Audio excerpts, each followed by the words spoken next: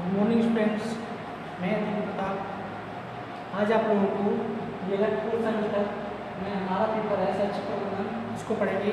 हम लोगों ने कक्षा प्रबंधन को पढ़ लिया था। आगे हम लोग कंटिन्यू करेंगे समय प्रबंधन। इसको थोड़ा समझ लेते हैं, ये हमारे सिलेबस में क्यों रखा गया, इसके पीछे जानने का कारण क्या है, इसका बैकग्राउंड क्या है, इसको समझते हैं।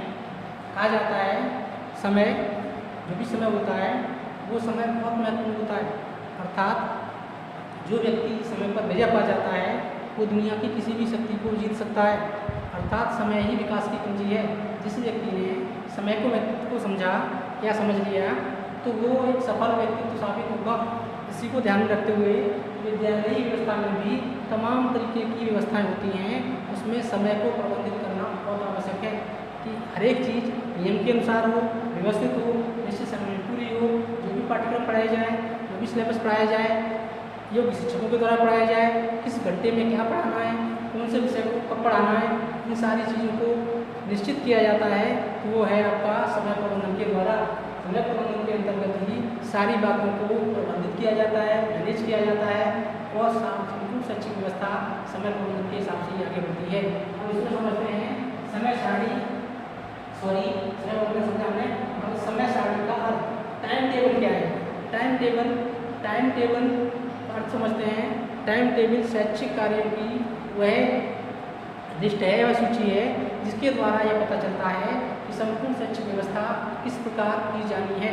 अर्थात एक योजनाबद्ध तरीके से, एक नियत तरीके से और निश्चित समय में निश्चित पाठ्यक्रम को पूरा करना और सारी शैक्षिक गतिविधियों को समय प्रबंधन के अंतर्गत, समय सारणी के अंतर्गत बांधना ही समय सारणी का अर्थ होता है।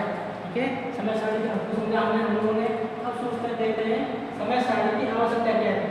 मैंने बताया कि किसी भी चीज़ को व्यवस्थित करने के लिए, अर्थात शैक्षिक व्यवस्था में विद्यालयी व्यवस्था से संबंधित जो भी चीज़ें हैं उनको व्यवस्थित करने के लिए समय सारणी की बहुत बड़ी आवश्यकता होती है।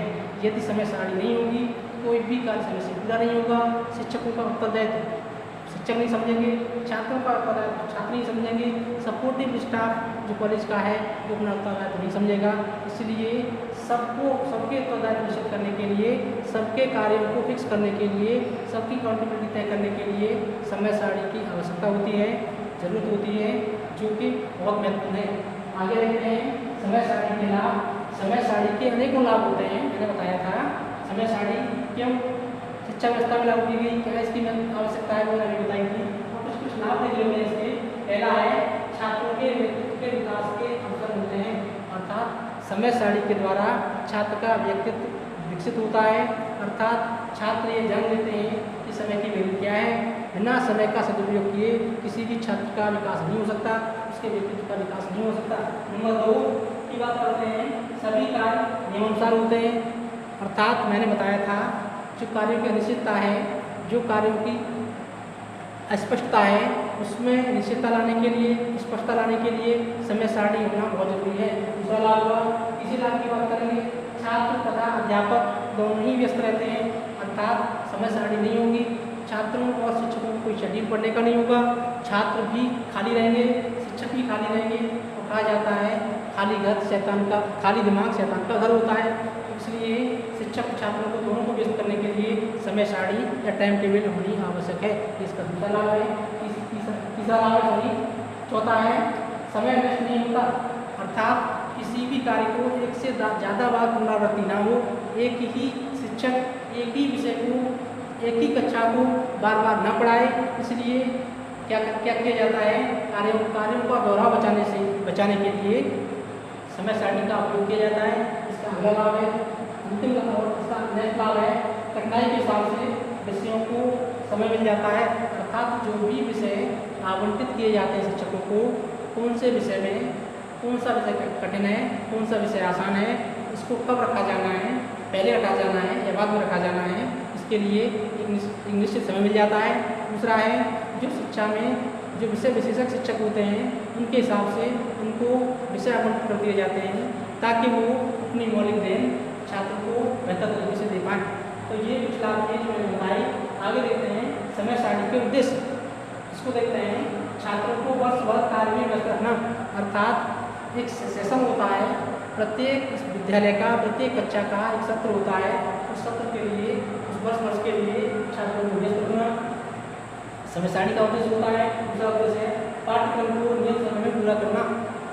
प्रत्येक विद्यालय में शैक्षिक पाठ्यक्रम होते हैं, उन पाठ्यक्रमों को निश्चित समय सीमा के अंतर्गत पूरा किया जाए, ये दूसरा उद्देश्य होता है।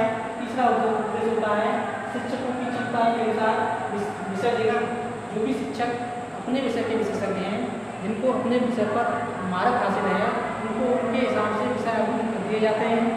अगला है विद्यार्थी की क्षमता के अनुसार विषय प्रदान करना। इसका तात्पर्य ये है कि छात्रों की क्षमता क्या है, छात्रों की रुचि क्या है, छात्रों की गति क्या है, छात्रों की आवश्यकता क्या है, इन सारी बातों को ध्यान रखते हुए ही छात्रों को विषय को आवंटित किया जाता है। नेक्स्ट है कम समय में अधिक लाभ उठाना, अर्थात समय सारणी के द्वारा एक निश्चित समय में अधिक से अधिक विषय को पढ़ाने की कोशिश की जाती है। अगला देखते हैं। अगला है निरीक्षण कार्य को सरल बनाना। प्रधानाचार्य के पास बहुत सारे कार्य होते हैं, लेकिन जो समय सारणी नहीं होगी तो वो जो भी कार्य विद्यालय में हो रहे हैं उनका निरीक्षण कर पाना उसके लिए एक निश्चित समय में बहुत मुश्किल हो जाएगा। इसलिए प्रधान अध्यापक के कार्य जो है, निरीक्षण कार्य है, उसको सरल बनाने के लिए समय सारणी का ये अगला उद्देश्य है।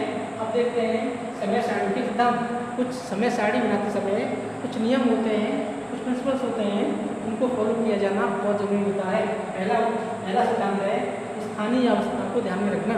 जब कभी भी जिस जगह विद्यालय स्थापित हुआ है उस जगह की, उस समुदाय की स्थानीय जरूरतें क्या हैं, उनको जरूर समय सारणी बनाते समय ध्यान रखा जाना चाहिए। दूसरा है विषय की गुणवत्ता के आधार पर समय विभाजन, अर्थात मैंने बताया था कि कुछ विषय ऐसे होते हैं जो बहुत आसान होते हैं, कुछ विषय ऐसे होते हैं जो उससे कम, उससे ज़्यादा टफ होते हैं, कुछ विषय होते हैं बहुत टफ होते हैं। जो विषय टफ होते हैं उनको शुरुआत में रखना चाहिए, उससे कम टफ विषय उनको उसके बाद रखना चाहिए, और जो आसान विषय होते हैं उनको सबसे बाद में रखा जाना चाहिए। इसको ध्यान में रखना आवश्यक है। अगला है स्थानीय जलवायु का ध्यान रखना। जो भी लोकल क्लाइमेट्स होती है, जो भी जलवायु होती है, उसको भी समय सारणी बनाते समय ध्यान रखना आवश्यक है। अगली बात करते हैं विद्यालय का प्रकार। विद्यालय कौन से प्रकार का है? प्राथमिक विद्यालय है, माध्यमिक विद्यालय है, उच्च माध्यमिक विद्यालय है, इंटर कॉलेज है, या हायर एजुकेशन वाला, या महाविद्यालय है, विश्वविद्यालय है। यदि इनमें समय सारणी बनाई जाती है, टाइम टेबल बनाया जाता है, कि इस सबको जरूर ध्यान में रखना चाहिए। अगली बात करते हैं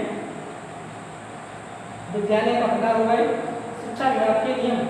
जो भी विभाग से, शिक्षा विभाग से विद्यालय को नियमावली भेजी जाती है, समय सारणी बनाते समय उन नियमावलियों का अवश्य ध्यान रखा जाना चाहिए।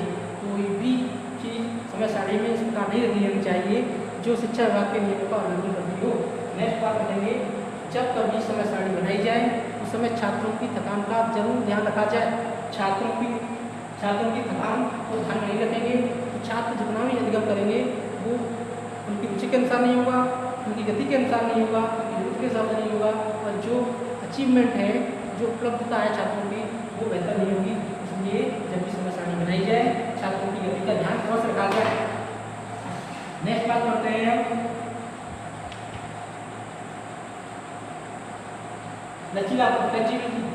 जब कभी समय सारणी बनाई जाए उसमें ये ध्यान रखा जाए उसमें आसानी से सुधार किया जा सके, अर्थात किसी भी घंटे में आसानी से परिवर्तन किया जा सके।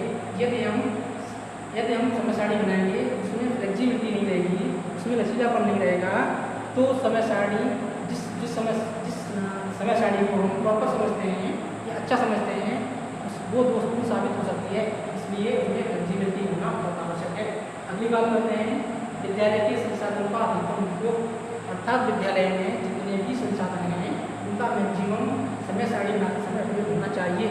एक्स्ट्रा करिकुलर एक्टिविटी की बात करते हैं, करिकुलर एक्टिविटी की बात करते हैं, पाठ्य सहगमनी क्रियाओं को भी समय सारणी में पर्याप्त स्थान दिया जाना चाहिए। कुछ सिद्धांत थे जो मैंने समय सारणी के बताए, इसको आप लोग चाहें तो विकल्प कर लें या इसका स्क्रीनशॉट ले लें।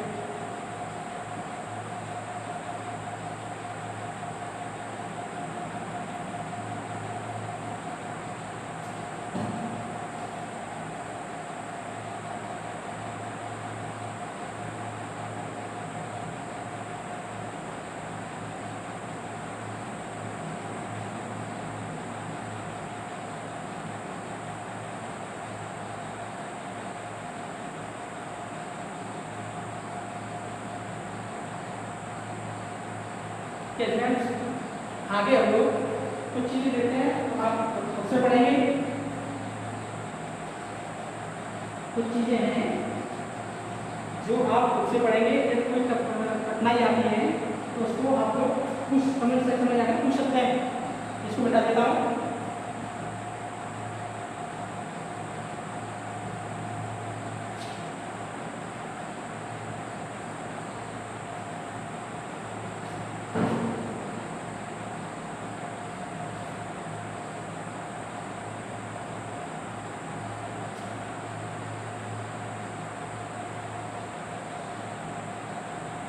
आगे आपको खुद से पढ़ें। इसमें कुछ बातें हैं जो आप लोग पढ़ेंगे। यदि कोई दिक्कत हो तो पूछ लेंगे। समय सारणी समय सारणी बनाते समय कठिनाइयाँ, समय कठिनाइयाँ कौन कौन सी कठिनाई होती है वो आप बताएंगे। कठिनाइयाँ,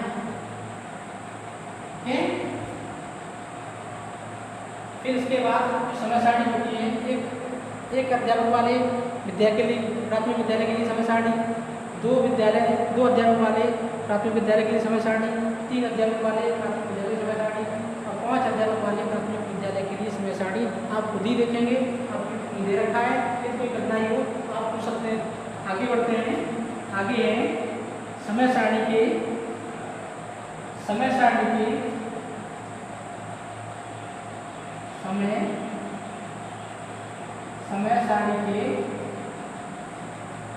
गुण,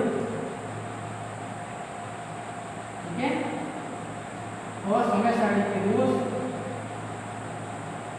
समय सारणी के दोष या हानियां। नेक्स्ट देखते हैं समय सारणी का विद्यालय महत्व। समय सारणी का विद्यालय महत्व।